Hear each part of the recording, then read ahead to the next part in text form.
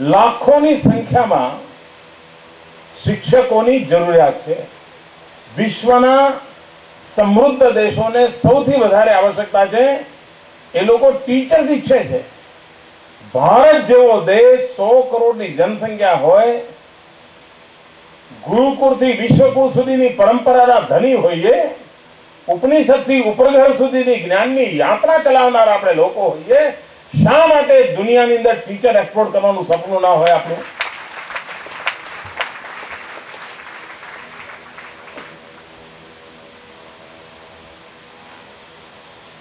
મિત્રો, સમગ્ર વિશ્વને હું આ વાત કરું છું ત્યારે બહુ જવાબદારીપૂર્વક બોલું છું.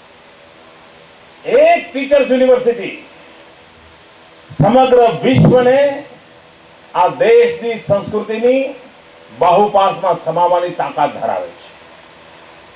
હજારોની તાદાદમાં અગર જો દુનિયાને શિક્ષકોની જરૂર હોય અને આ પ્રકારના ઉત્તમ શિક્ષકો નિર્માણ કરીને દુનિયામાં એક્સપોર્ટ કર્યા હોય તો ત્યાંની આખી પેઢીઓ આ શિક્ષકોના પ્રભાવમાં છે.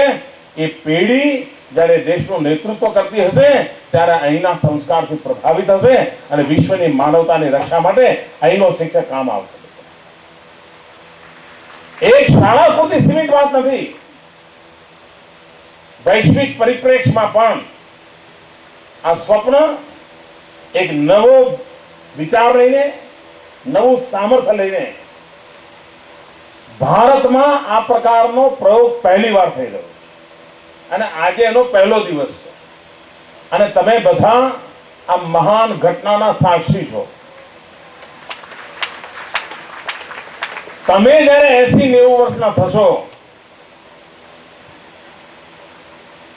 થવાના તો ખરા જ ને, ત્યારે તમારા પૌત્ર પૌત્રીઓને તમે ગૌરવથી કહેતા હશો કે આ જે ટીચર્સ યુનિવર્સિટી બની જેમાં ત્યાં લાખો ટીચર જઈ રહ્યા છે એનો જન્મ થયો ત્યારે અમે હાજર હતા. એવી ઘટનામાં તમે સાક્ષી બની ગયા.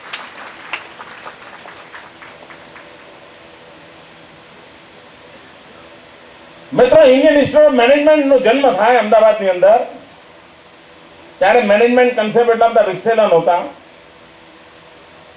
અમદાવાદની ઓળખ એક મોટા નગર તરીકેની હતી.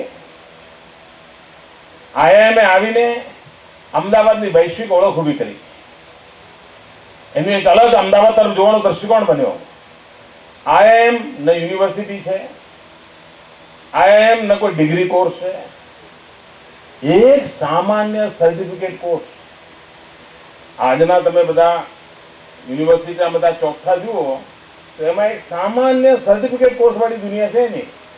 પણ એના ક્વોલિટીને કારણે દુનિયાની કોઈ પણ કંપનીને સીઈઓ જોઈતો હોય તો કેમ્પસ ઇન્ટરવ્યુ માટે આઈઆઈએમની અંદર એ લાઈન લગાવીને ઉભો રહે છે અને વિદ્યાર્થીને પોતાને ત્યાં સીઈઓ તરીકે લઈ જવા માટે કરોડો રૂપિયાની બોલી બોલે છે. મિત્રો, આઈઆઈએમમાંથી સીઈઓ ઉપાડવા માટે બોલી બોલાય, હું એવો દિવસ જોઈ રહ્યો છું કે ઉત્તમ શિક્ષકો માટે બોલી બોલાશે. લોકો પેકેજ આપશે કે ભાઈ અમારી શાળામાં આવો, અમે 5 લાખનું પેકેજ, 20 લાખનું પેકેજ, 25 લાખનું પેકેજ.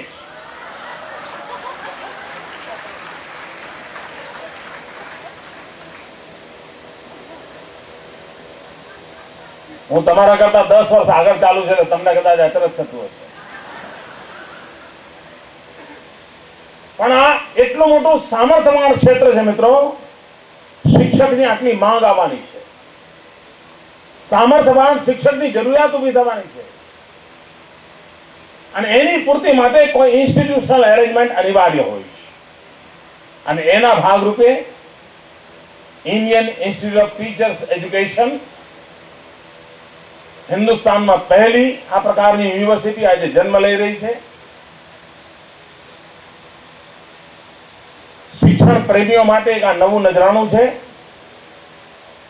ડોક્ટર રાધાકૃષ્ણ જેવા મહાપુરુષોએ જે સપના સેવ્યા હતા એ સપનાને સાકાર કરવા માટેનું સાચી દિશાનું નક્કર પગલું છે અને એમાંથી આપણે પરિણામ લાવીશું. જે વિદ્યાર્થીઓએ આ યુનિવર્સિટીમાં એમને પ્રવેશ મળ્યો છે, જે સૌભાગ્ય મળ્યું છે, બધા જ વિદ્યાર્થી મિત્રોને ઉત્તમ શિક્ષક બનવા માટેની શુભકામનાઓ પાઠવું છું. અને હું જે વાત બોલું છું એને સાચી પાડવાની જવાબદારી તમારી છે. ખેર, આજે મુખ્ય કાર્યક્રમ તો શ્રોફ સાહેબનો મેમોરિયલ લેક્ચર છે. આદરણીય ભગવતજી સાહેબને સાંભળવાના છે, પણ એક નાનકડો વિષય હું મૂક્યો એવી મારી બધા મિત્રોની ઈચ્છા હતી. અમારા સુધીરભાઈ માંકડ ચીફ સેક્રેટરી તરીકે રિટાયર્ડ થયા. રિટાયર્ડ થયા પછી મને મળવા આવ્યા. મેં કહ્યું રિટાયર્ડ થવામાં તો હવે હું કોણ રોકી શકે, પણ તમારે મારું આટલું કામ પૂરું કરવાનું છે. એમણે બિલકુલ નિષ્ઠાપૂર્વક સેવા ભાવથી રિટાયર થયા પછી પણ આ કામની પાછળ લાગ્યા રહ્યા. છાયા સાહેબની મદદ મળી અને પરિણામે આજે આ કામ સાકાર થયું. સર્વ સ્વજનો જે આ ચિંતામાં ભાગીદાર બન્યા એ બધાનો આભાર માનું છું. ધન્યવાદ.